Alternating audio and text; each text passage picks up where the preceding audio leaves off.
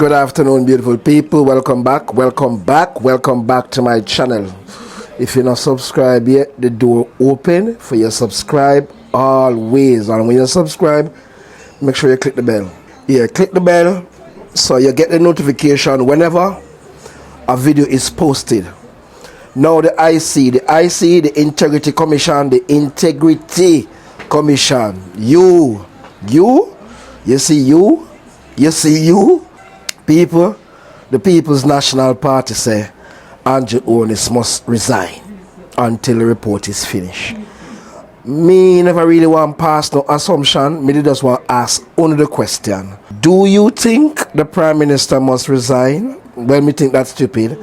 And what the reason why you think the Prime Minister will resign? Me gonna give you the reason why me think say he's not supposed to resign. There was an investigation done on the Prime Minister over like a period of three years or something like that, if not more. To how deep the investigation go, the local team invited overseas forensic expert and this and that and way for comb through everything. Over how much thousands of transactions, everything. Now, at the end of it, there is no finding for a criminal charge. When you listen to me now, at the end of the story, at the end of the report, there is no criminal charge to be laid. When we realize now, Dayton Campbell, I don't know if he's a doctor or get a doctorate or whatever, Footer eye for the same thing, and some other bloggers, not half the person, one of them.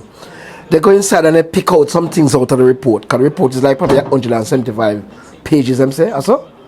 And they will go and pick out 1, 2, 3, 4, 5 things. Well, it's a report. So the people then put in on the report what they may investigate. But basically what the PNP them do is go there and go say, oh, Andrew Owen is guilty of this, guilty of that, guilty of that. These things where them say Andrew Owen is guilty of are things where in the report where the people them say them check. So Kevin Stevens recommend Andrew Owen is to be charged. Not for the money that the people in PNP them talk about, you know. For his mother bank account, for his father bank account, the Scotia bank account them. All of them NCB account we have, all of them company account and all of them something, the funds from the SSL, none of it is in question. Not $1. All of it is cleared. Everything is cleared. So because them have shame on them face, them recommend it to the FID. Now people, me is no accountant, me is no chartered accountant or anything. But the FID report to the Minister of Finance. The Minister of Finance reports to the government, including the head, Andrew Onis. What's the sense in that? If me pay you billions to give me a report, and you go ahead, take money out of the billions and offer to get help overseas, that's no problem. You pay for get the help. When you get the help and the help say, Ray, them not find nothing. How is it you're going to tell me for recommend it to somebody else when it just don't investigate? And then the report to Kevin Stevens or some of them Simmons or whatever, I say Andrew Owen is never declared. It was about his mother account and his father account or whatever. All of them 400 odd million they want to talk about, and them 400 odd million. You know how much time me have one account, and I move 100,000 yes and put it right there, sir. I'm going to move it back there and put it back right there, sir. You know how much time 200,000-300,000 connect to account, I move it there, I put it there, I put it there. When you don't know the depth of the detail, even the Prime Minister go as far as to say, in SSL money, he may draw it out. So there's an image where print where shows a minus money come out of SSL and go to him. They must say it's you same both money. Remember the man have an account there also, you know. The man close him account, so him request the money go in at this account.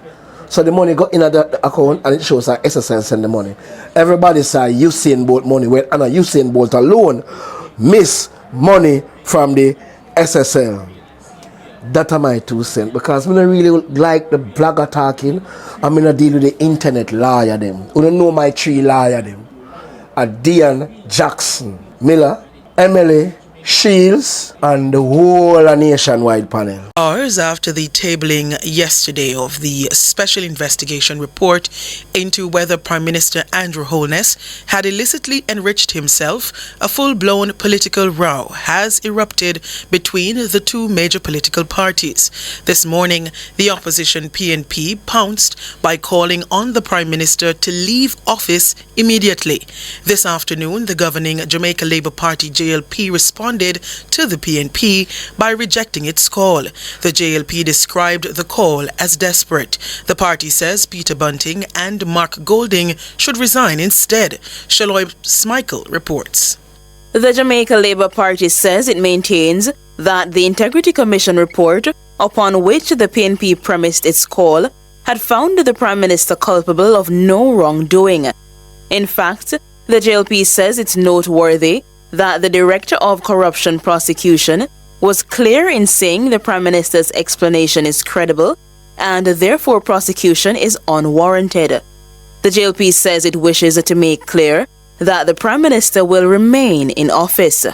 JLP spokesperson Juliet Cuthbert Flynn is describing the resignation call from the PNP as unwarranted. You know, I understand that the PNP out of desperation wants to see the back of the most impactful and, dare I say, positively consequential Prime Minister that Jamaica has seen in recent times. This is a Prime Minister who has skillfully led our country through multiple crises and have not been implicated in unbecoming or any unlawful conduct. I also expect some PNP affiliated groups which position themselves as civil society to shortly echo the same call of the PNP. However, I believe this position taken by the PNP is baseless and without merit. It is important to also note that unlike some individuals in the PNP, the Prime Minister does not hide his assets in trust funds.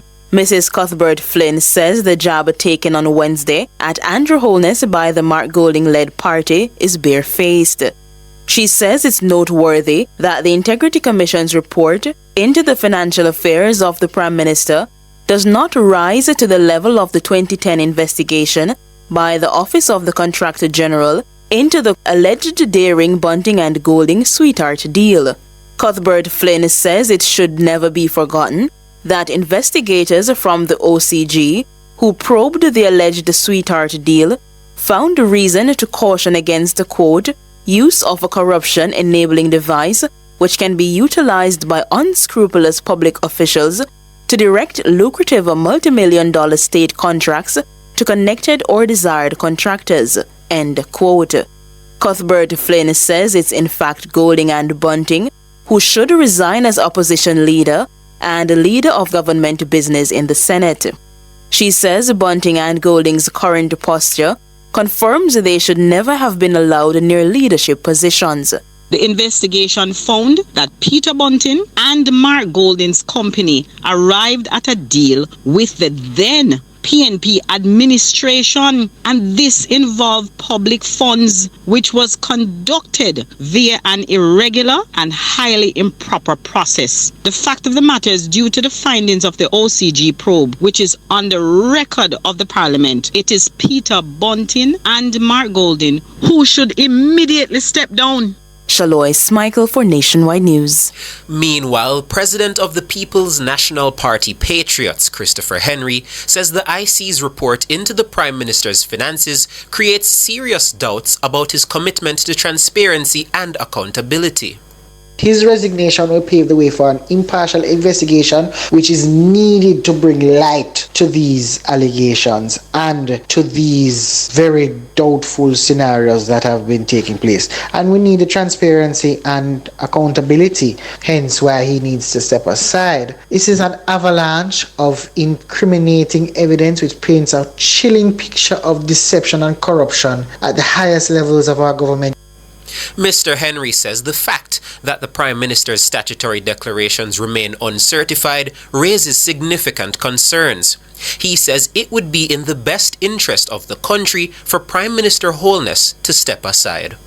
uncertified statutory declaration. After nearly 2 years, the Prime Minister's statutory declarations are still uncertified. Unexplained wealth. There are suspicious transactions between the various companies and the shell companies as well that have never really made any income but are transferring millions of dollars between one another. The inconclusivity of the overseas expert's financial report, which shows that he can't complete his report because the Prime Minister has hidden behind his omissions and his various discrepancies throughout this matter. These are just a few of the things that is a cause for concern. So we the Patriots are saying, in the best interest of the nation, Prime Minister, step aside now. Christopher Henry, President of the PNP Patriots. Chartered accountant Dennis Chung is questioning several of the Integrity Commission's claims in its report on Prime Minister Andrew Holness's statutory declarations. Chung says the basis of the conclusions are dubious. Siobhan Campbell tells us more. In the report tabled in Parliament on Tuesday, Director of Investigations Kevon Stevenson says the millions of dollars transferred between 3 companies linked to Mr. Holness raises several concerns. He has called on Tax Administration Jamaica, TAJ, and the Financial Investigations Division, FID, to probe the company's accounts for potential irregularities. According to the report, Mr. Holness is connected with or had financial interests in 3 companies: Imperium, Positive Media, and Estate Bridge. Imperium is wholly owned by Mr. Holness and is a holding vehicle for his assets.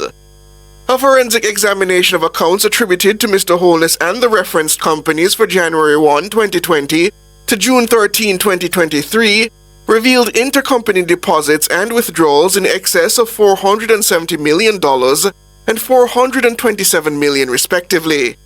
According to Mr. Stevenson, the transfers are not supported by the apparent capital generated. But Mr. Chung questions the veracity of this claim. And I'm trying to figure out what the relevance of that finding is, because transactions can move between accounts based on, liquidating one asset, getting a loan, setting it up somewhere else, and set it up somewhere else for use. So, for example, Positive Jamaica, I understand, is a foundation, and you might want to move money from a foundation to another account, which is an investment account, to do transactions. Particularly when I look at Table 6, which is the assets, liabilities, and income held by Mr. Holness, you don't really see any significant positive movement in it. You see that there's movement between US dollar assets and Jamaican dollar assets, but the total of it doesn't seem as if there's any significant increase in assets. The chartered accountant also calls into question claims by the Commission that a company named Green Emerald does not generate sufficient income to support loans valuing $20 million to Positive Media between 2021 and 2022. I've looked through the report and I see, for example, that they're questioning loans from a company that does not have the income to lend the money. You don't have to lend money like that. You can lend money by basically being a guarantor, taking it in one name and sending it to another company. So there are some things there that I'm still trying to understand the conclusion from it, because I think there are still some things missing. In addition, Mr. Chung says the Director of Investigation's claim of potential tax evasion on the basis of certain entities filing nil tax returns is dubious. People filing nil returns, if you don't generate any profits, because remember, income is not profits, then, you could file a nil return. And a lot of people also in the country, not just be touching this one, get dividends, for example, which is taxed at source, and don't know that they're supposed to file that also. I don't find that there's anything suspicious with it. The assumption also is that the tax people are not doing their work if the filings were made, because when you file, you actually do file financial statements with it. So it's not that you're just going to file the returns alone. As I said, if there's no profit, then of course it's going to be nil, because you don't get charged tax on total income. Mr. Chung says the Integrity Commission should share the detailed findings from the International Forensic Auditor who was engaged as part of its probe. Siobhan Campbell for Nationwide News. The Integrity Commission has revealed that a company linked to the former permanent secretary in the Ministry of Labour and Social Security, Colette Roberts-Risden, incurred a cost overrun of over $23 million for work done. That's according to a report tabled in the House of Representatives on Tuesday. The IC's investigation was prompted by allegations that the ministry frequently used direct contracting or limited tender for procurement and favored certain bidders. Dana Davey tells us more. Nubian One Construction is owned by a cousin of Roberts-Risden's husband. It was awarded 2 contracts in 2019. The first contract, valued at over $37 million for emergency repairs, saw an overrun of nearly $19 million. The second $10 million contract for executive suite renovations experienced a $5 million cost variation due to additional work. The Integrity Commission's Director of Investigations, Kevin Stevenson, says Roberts-Risden endorsed and approved both contracts. However, in a response to the Commission, the former permanent secretary said she was unaware of the family connection until after signing. She says she disclosed this information to the ministry's former Director of Administration. But the director later told the Commission they could not recall the disclosure. Mr. Stevenson says the conflict of interest was not appropriately managed, thereby constituting an actual conflict of interest. This is premised on the fact that the representation made by Mrs. Roberts-Risden in relation to her verbal disclosure cannot be verified, nor would it have been sufficient to meet the requirements of various policies. The IC recommended that the matter be referred to the Office of the Services Commission for review. However, the Integrity Commission could not substantiate the more serious charge of favoritism in the bidding process.